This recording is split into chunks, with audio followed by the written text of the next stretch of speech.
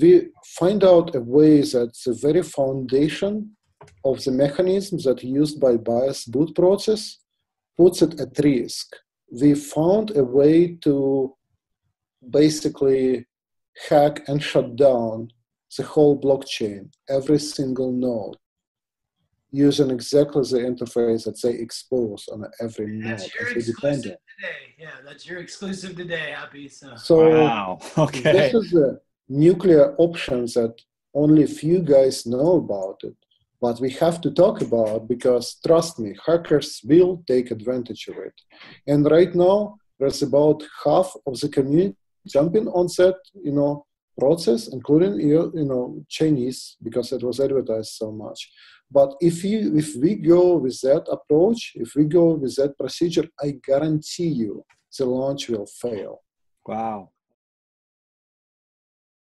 Like, what is the hotbed issues right now? Without a doubt, security.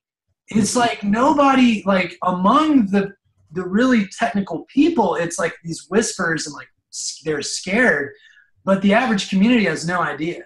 Mm-hmm. So you having us on today and Eugene highlighting that there are these kind of competing boot processes, and on one side you have, no offense, but the most experienced like people in the weeds, like people who have had hacking backgrounds and have actually penetrated large scale systems and done some of this stuff, versus someone who's done theory on it and done some dry runs maybe at their enterprise job, but they didn't actually hack into that network. Whereas some of these guys like Eric and them, they could say we don't know when or who or when or how they did it, but they are experienced at that level. They could actually achieve that kind of stuff. So I think you might want to listen to those guys.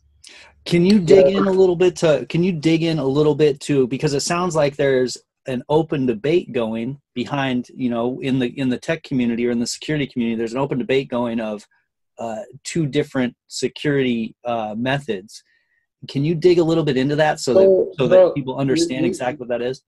Yeah, I can explain. There are two branches that came out at some point from, in BP community. One branch was with good intentions. I mean, again, everything was done with good intentions. Was taken a route of automation, and it's simpler for everyone, right? And that branch, and they achieved some success functionality-wise to make a launch more automated and easier for BPs to follow. But the security, always being somewhat a manual and complicated process, was left out of that, of that automated process, because it makes it easier to do it without security. It's always the case in software. And there is a group which I'm a part of that takes more a security-focused approach, and it involves, a more kind of technical expertise to do it. And we are automating some of those steps, and we're making a good progress to make it easier to write scripts to automate some of those steps. But it takes a certain level of expertise. Introducing an additional layer of security to the system that has to be configured separately. And so that's where the whole debate is coming from, basically a debate of who is right. One group is arguing basically for a simplicity of and security by obscurity, which never works. Also, simplicity for BP candidates, right, to launch. And I'll have to give them a credit. It's easier to, it's very easy to buy in an easy process, right, in an automated process. But those guys who are more security aware, we see a risk in this approach. And as it gains more momentum and more community support, we know a way to basically derail that whole process. As a third party, any third party, we can bring down the nodes just based on the functionality that they expose. So there is a way to hack into it. And we resolve those issues in our approach again, this is information which is, while very sensitive and hard to talk about, has to be addressed, because we can do it, and if we can do it, any malicious party who has financial incentives, and there are plenty of financial incentives to do it, to derail EOS launch, you can, I mean, it's no brainer, you can see it, right? Many powers in this world who are not interested in EOS going live, who might have to stand to lose economically if EOS is success, and who are stand to benefit financially if EOS is not a success. And what a better way to derail EOS than to derail a launch procedure and then advertise it on social media that EOS is a failure, right? Then try to recover. So bad publicity alone will hurt the community badly. And I don't want that to happen. That's just. So how is this, how is this debate moving forward? Because are they not believing that you or some people have said, hey, we can exploit a vulnerability in this? And if are they disagreeing with the fact that you're able to exploit a vulnerability in their method? Or well, how is it? It's hard to argue with facts. And you're one of the first guys to hear about this, right? It's been information that was kept private in the community, but we are probably going to release it shortly so that anyone can verify and nobody can argue with, and so that all parties have to address and resolve. And I think there will be some feeling hurts, in the community. Maybe somebody will like us less, but it's all done for the betterment and, for the best of all of us. It's better to be shared in the communities than keep it hidden and then wait for us to fail after launch. Yeah, that is huge, and that is something that that's mandatory, that it goes the correct way. If you guys have found an exploit, it needs to be fixed, and that's huge. That is huge, and that I don't know what else to say besides that. That's amazing. And thank God that there's someone looking at it. Thank God we have security experts, and people from EOS Tribe who are focused on security that are finding things like this, and not only finding them, but bringing it to the community, because it is all about transparency. And it's not just us, so I don't want to take any personal credit. This was a teamwork, and all our findings are a result of my team working on that. It's just it's good to know that there is people working so hard behind the scenes, because who knows who, like those people that are on your team and who have come up with this exploit and done all this, they're not getting credit anywhere. People aren't going to know who they are. Those guys don't want it. That's what we think is so funny, is some of the most technical people could care less. Like Eugene doesn't even care most of the time. He just realizes he needs to, if he wants to get elected and keep doing it, but he could care. Like, that's why he brought on me. He could care less about the hype or machine or the credit or any of that kind of stuff that goes with a VP operation. Like, he really just likes the tech. Yeah. Not the politics. I think we all could, but I'm just a geek.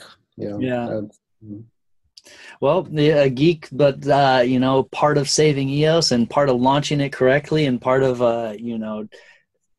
we need people that are doing this, because people like me are going to get all the benefit of EOS launching successfully, but they could launch it completely incorrectly. I'd have no idea. So you guys, people like you and the people who have discovered this are the most important part of the process. So the whole community, I guess, there'll be an open debate soon enough about what the correct way to do this is, and the whole community will be involved, and that's going to be really interesting, and it's got to go this way, and it's great you guys found it.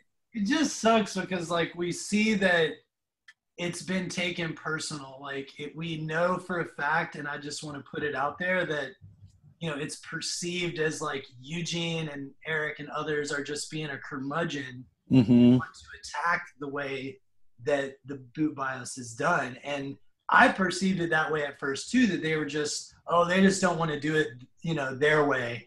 And that's all it is. And thought it was just like and after reading through a lot of the discussions, like there's some serious concerns. Like this is best practice software engineering stuff that they're talking about. They're not talking about feelings or anything. It's got turned into that because of like the, you know, the narrative that people put out to save face or whatever that just happens naturally in politics and community initiatives. But it shouldn't be about that. But maybe there's a little bit of human layer in there that some of that's happening. I'll say firsthand, after digging in, Eugene, John, and others are just bringing it up because they don't want the thing to get hacked. That's literally the only thing that's been said from the very first time they mentioned it to now. They're not trying to kick sand. They're not trying to like push down anybody's sandcastle or anything like that. It literally is like, we can't. I would like to mention that you can see myself as a kind of a biased person, right? Who stand to benefit. We are one of the BP candidates. This is true. But John, who I work with, who is one of our security experts, and he launched an enterprise e-commerce systems before, and was security expert at a level, at my level, if not higher. He is not a BP candidate. He's a neutral party who doesn't stand to benefit or lose, regardless the way it goes. He's not part in a launch process, but he is a consultant who is volunteering his time and intelligence to help the community, who cares enough to help. So, and I value his opinion very much, and he's been a big help for our group as well, with the security issues. Yeah, and I mean, people who watch this video and people who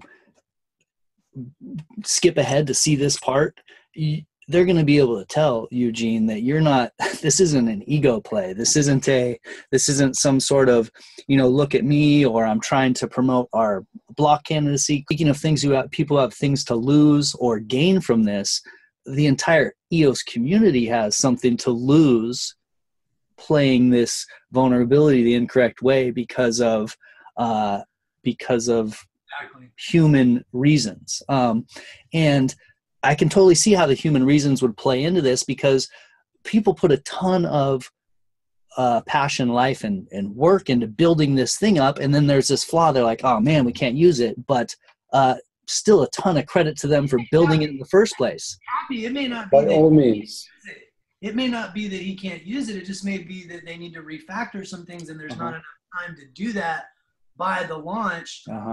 What the Trinity group has been saying is that we have to test this software, and then we have to test the main software. Yeah. Rather than let's just test the main software, right? Like that's kind of, I guess, been the bigger argument is, let's just do it the manual way and not add another layer of abstraction.